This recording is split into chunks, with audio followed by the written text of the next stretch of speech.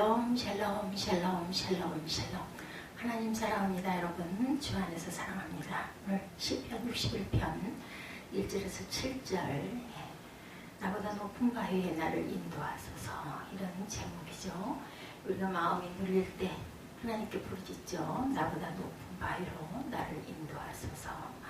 내 마음이 약해질 때 땅끝에서부터 주께 부르짖어오리니 나보다 높은 바위로 나를 인도하소서. 주는 나의 피난처시요 원수를 피하는 견고한 망대이십니다. 내가 영원히 주의 장막에 머물며 내가 주의 날개 아래로 피하리이다. 주 하나님이여, 주께서 나의 소원을 들으시고 주 이름을 경외하는 자가 얻을 기업을 내게 주셨나이다. 주께서 왕에게 장수하게 하사 그의 나이가 여러 대에 미치게 하시리이다. 그가 영원히 하나님 앞에서 거주하리니 인자와 진리를 예비하사 그를 보호하소서. 그리하시면 내가 주의 이름을 영원히 찬양하며 매일 나의 소원을 이행하리이다. 이렇게 다윗은 고백하고 있습니다. 인도자를 따라 현악에 맞춘 노래, 이렇게 소개되어 있습니다. 61편에 보면 현악에 곡에 맞춘 노래이죠. 숲속에 행복한 고추잠자리 한 마리가 있었어요. 왜 죽어야 되느냐? 고추잠자리는 대답을 합니다. 하늘을 날며 부족한 것 없이 살았는데 그만 불행이 닥쳐온 거예요. 어미잠자리와 형제들이 세게 잡혀 먹여 죽었어요. 고추잠자리는 마음이 앞에 더 이상 살아갈 수가 없어요. 그만 죽어야 되겠다 생각을 하고 숲속의 천사를 찾아가서 말합니다. 제가 죽어야겠습니다. 천사가 왜 죽어야 하느냐 물어봅니다. 고추잠자리는 마음이 아파 도저히 살 수가 없습니다. 가족을 잃어버렸습니다. 그러니 어떻게 살아갈 수가 있겠습니까? 그러자 천사가 말합니다. 내가 마음의 상처를 씻어줄 테니 너는 한 가지 일만 하거라. 그 한 가지 일이 뭔가요? 1년의 시간을 줄 테니 숲속을 다니며 마음에 아픔이 없는 곤충을 내게 데리고 오너라. 이렇게 한 가지 사명을 줍니다. 고추잠자리는 그까짓 거 뭐 어려울 게 없지, 쉬운 일이지. 눈에 비친 대부분의 곤충들은 근심이 없어 보였어요. 자기가 보기에는. 그거야 쉽죠. 해보겠습니다. 고추잠자리는 그날부터 근심이 없는 곤충들을 찾아다녔습니다. 걱정 없이 노래 부르는 배짱이, 시원한 나무 위에서 독창이를 여는 매미, 달 밝은 밤에 시를 짓는 여치와 밤의 정막을 아름다운 멜로디를 수놓는 귀뚜라미 등 너무너무 많았어요. 자신은 아픔으로 고통 가운데 살지만 고통이 없는 곤충을 쉽게 찾아서 데려올 수 있으리라 생각합니다. 그러나 수개월이 지나도 고충이 없는 곤충은 찾을 수가 없었어요. 약속된 1년이 지났지만 고추잠자리는 마음에 아픔이 없는 곤충을 한 마리도 찾지 못합니다. 그러나 고추잠자리는 더 이상 천사를 찾아갈 필요가 없어졌어요. 왜냐하면 많은 곤충들을 만나 대화하면서 자신의 아픔이 치유되었기 때문입니다. 아픔이 없는 인생은 없다라는 거죠. 마음의 고통으로 남몰래 눈물을 흘리는 사람 없을 수가 없습니다. 세상을 살아가는 사람들은 굉장히 평화로워 보이죠. 괜찮아 보이죠. 나만 이렇게 이런 고통을 당하는 것처럼 나처럼 이렇게 힘들고 어렵게 사는 사람이 있겠나, 이런 생각을 많이 합니다. 그 마음속에 누구나 그러나 남몰래 흐르는 눈물들이 있다라는 거죠. 심지어는 곤충들도 그렇게 노래 부르고 그렇게 편안해 보이는 곤충들도 직접 찾아가서 당신은 염려가 없으시죠? 아픔이 없으시죠? 물어보니까 다 나름대로의 고충이 있었다라는 거죠. 인생은 누구나 마음이 눌리는 고통을 안고 살아가게 되어 있습니다. 본문에 탄식과 간구, 구원의 확신과 감사의 찬양 등 시편의 중요한 주제가 담겨 있습니다. 오늘 61편에는 특히 다윗의 아들 압살롬의 반역으로 쫓겨나 마하나임으로 피신하고 반란이 진압되어 들어왔던 시기에 쓰여진 시편 61편입니다. 2절에 마음이 눌릴 때라는 구절이 나옵니다. 원어로 아타푸입니다. 상하다, 약하다라는 뜻을 갖고 있어요. 마하나임에 숨어있던 다윗은 심하게 마음이 눌렸어요. 마치 무거운 것이 떨어져 그 밑에 눌려 일어날 힘조차 없는 상황처럼 된 겁니다. 그러나 다윗은 자신의 연약함을 고백하고 하나님 안에는 능력을 구합니다. 절망적인 순간에 하나님을 의지함으로 도우심을 얻은 거죠. 마음이 눌리는 고통이 있을까? 다윗처럼 행하시기 바랍니다. 그렇다면 마음이 눌릴 때 구체적으로 어떻게 행할까? 첫째로 주님께 기도해야 되겠죠? 부르짖으라. 세계무역센터 테러 사건에서 기적적으로 살아난 사람들의 간증입니다. 당시 그는 100층 사무실에서 근무하고 있었다고 그래요. 비행기가 충돌한 후 100층에서 뛰어내려오는데 누구든지 주의 이름을 부르는 자는 구원을 얻으리라는 로마서 10장 13절 생각이 나더랍니다. 그래서 주님의 이름을 부르시며 내려옵니다. 뒤따라오는 사람들에게도 주님의 이름을 부르라고 콜갓 지저스 그렇게 외쳤어요. 그래서 뒤따르는 사람들도 함께 부르짖습니다. 그 순간 놀라운 일이 벌어졌다고 합니다. 하나님을 부를 때마다 화염이 피키고 길이 보였다고 해요. 그렇게 50분간을 뛰어내려왔고 그들이 건물 밖으로 나오자마자 그 거대한 무역센터 건물이 주저앉았다고 합니다. 하나님께 부르짖는 자들이 모두 살아난 거예요. 하나님을 향한 부르짖음이 생명을 구원하는 역사에 이르게 한 줄로 믿습니다. 해변가에서 구조대원으로 일하는 사람에게 물었어요. 해변은 시끄럽습니다.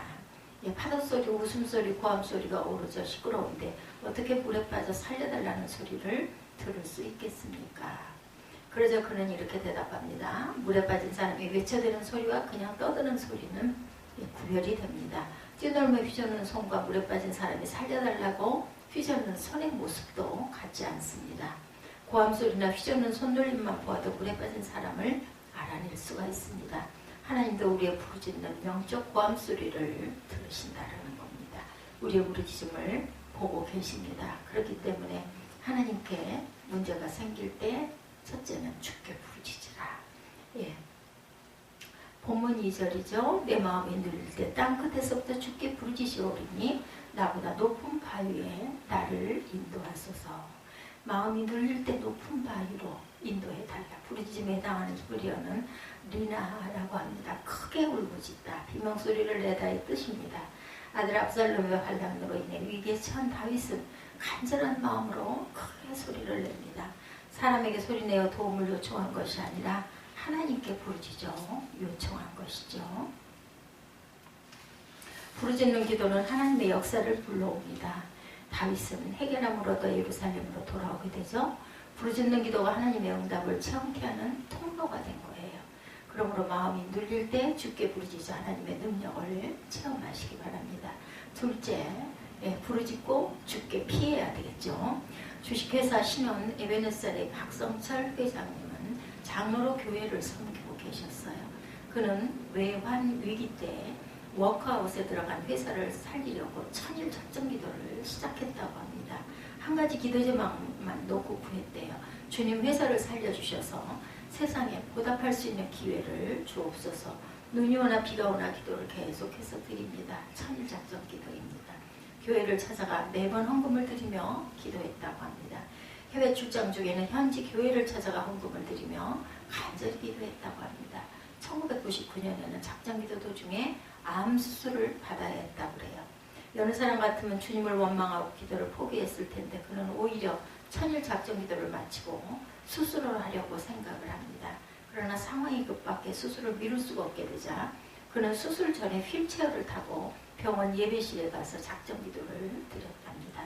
마음이 눌려 힘이 들 때 박성철 장로님은 하나님께 피한 거죠. 하나님은 피난처로 삼는 그런 영입이 회생하는 은혜를 잊게 됩니다. 조지 갤럽은 가장 행복한 사람이 누군가에 대한 여론조사를 실시하고 발표했어요. 가장 행복한 사람은 종교적 체험을 가진 사람이었고 가장 불행한 사람은 밤낮으로 술집으로 드나드는 사람이었습니다. 행복한 사람은 신앙을 가진 사람들입니다. 피난처 되시는 하나님에 대한 믿음이 행복으로 이끌어주기 때문입니다. 본문 4절이죠. 내가 영원히 주의 장막에 머물며 내가 주의 날개 아래로 피하리이다. 다윗은 예루살렘으로 떠나 도피하는 신사가 되었지만 하나님의 도우심으로 예루살렘으로 돌아오게 될 것이라고 고백합니다. 믿음이 없이는 도저히 불가능한 고백이죠. 다윗은 하나님께서 역사하실 것이라는 확신이 있었던 겁니다. 그러자 하나님은 그의 믿음대로 역사하십니다.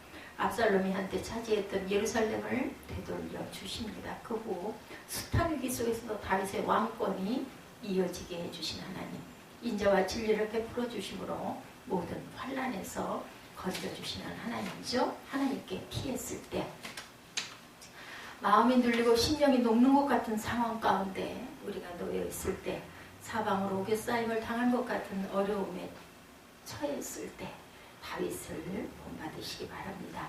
사람에게 손 내밀기보다는 하나님께 피하고 하나님께 부르짖고 모든 것을 한명하여 선을 이루어주시고 다윗을 회복시킨 하나님의 손길을 체험하시기 바랍니다. 다윗은 마음이 눌릴 때 지금처럼 인도하신 하나님을 기억합니다. 그는 왕이 되기까지 수많은 어려움을 겪죠. 사울왕의 미움과 시기로 도피하며 10년 이상을 힘들게 살았습니다. 그러나 그때마다 하나님께 피했고 피난처가 되신 하나님을 믿었습니다. 그리고 찬양했죠. 그 믿음대로 하나님은 다윗의 피난처가 되어주셨습니다. 그러므로 마음이 눌릴 때마다 하나님께로 피하는 믿음을 가지시기 바랍니다. 셋째로 주 앞에 거하라. 하나님께 피하고 부르짖고 하나님께 피하고 세 번째는 주 앞에 거해야 합니다. 자산유리 대표 이용덕 회장님의 간증입니다. 자산유리는 98년도에는 건설업체마다 납품하는 대표적인 국내 거울 생산업체였어요. 보험이라는 이름의 회사였다고 합니다. 그런데 중소기업에서 받은 20억짜리 어음이 부도나는 바람에 공장 문을 닫게 되었어요. 그때 그는 인생은 이제 끝났구나, 회사는 망했구나 이렇게 생각을 했다고 합니다. 그러나 그는 하나님 앞에 거하며 기도합니다. 하나님 이렇게 끝나는 겁니까? 시련을 주실 때 감당할 만한 시험을 주신다고 하셨는데 이 시련을 잘 감당하게 해 주옵소서. 숙직실을 숙소로 삼고 직원들과 함께 먹고 자면서 밤과 새벽에 계속 하나님 앞에 머물며 기도를 했다 합니다. 직원들은 집을 담보로 대출을 받아 내놓기 시작했다고 해요. 그리고 그 후 채권자들이 나타나도 도망치거나 두려워하지 않고 말했다고 합니다. 시간을 주시면 빚을 반드시 갚겠습니다. 새로운 각오로 일을 시작하려 하자 채권자들도 물건을 대주면서 위로해 주었다고 그러죠. 당신은 재기할 수 있습니다. 용기를 내세요. 할 수 있습니다. 그는 재산을 처분하여 부채 비율을 400%에서 190%로 낮추고 특수거울을 만들기 시작했다고 해요. 하나님 어려운 위기를 통해 새로운 제품을 생산하게 하옵소서 기도하며 김서림방지 거울을 만들었답니다. 이 특수거울을 일본과 미국으로 수출해서 수백만 달러를 벌어들이게 되죠. 하나님 앞에 영광을 돌리게 됩니다. 파산의 위기를 극복한 것이죠. 하나님 앞에 거하면 반드시 지혜와 능력을 허락해 주십니다. 용기도 주십니다. 하나님 앞에 거하면 결코 망하지 않게 하심을 믿으시기 바랍니다. 본문 7절이죠. 저가 영원히 하나님 앞에 거하리니 인자와 진리를 예비하사 저를 보호하소서. 다윗은 마음이 눌릴 때 하나님 앞에 이렇게 거했습니다. 하나님의 보호를 입은 거죠. 하나님 앞에 거하는 시간을 내시기 바랍니다. 하나님과 대화하며 하나님을 가까이 하시기 바랍니다. 하나님 앞에 거하면 절대적인 하나님의 보호를 받게 됩니다. 코람데오 하나님 앞에 거하는 신앙을 가질 때 놀라운 역사가 일어납니다. 코람데오 하나님이 우리를 보고 계시죠. 그러기에 사탄은 하나님 앞에 머무는 시간을 갖지 못하도록 회방을 합니다. 바쁘고 분주하게 만들고 복잡한 일이 생기게 만들고 문제가 생기게 만들고 마음에 두려움을 갖게 만듭니다. 사탄의 계략에 빠진 우리로 세상 일에 쫓겨 하나님 앞에 거하지 못하도록 세상 속에 시험에 빠지고 낙담하게 하고 절망하게 합니다. 바쁘게 살아가십니까? 하나님 앞에 머무는 시간이 혹시 적은 것은 아닌지 이제 다윗처럼 하나님께 거하시는 저와 여러분 되시기 바랍니다. 세상 어떤 일도 아닌 세상 누구를 만나는 일도 아닌 하나님을 만나는 일에 온 혼신의 힘을 기울이시기 바랍니다. 마음이 눌리는 고통이 있습니까? 견딜 수 없는 어려움에 처해 있습니까? 그렇다면 주께 부르시기 바랍니다. 그리고 주께 피하시고 그리고 주 앞에 거하며 믿음을 보이시기 바랍니다. 그래야 마음이 눌리는 문제를 해결받아 평안한 삶을 살아가는 복된 성도님들이 다 되시기를 주님의 이름으로 축복합니다. 기도하시겠습니다.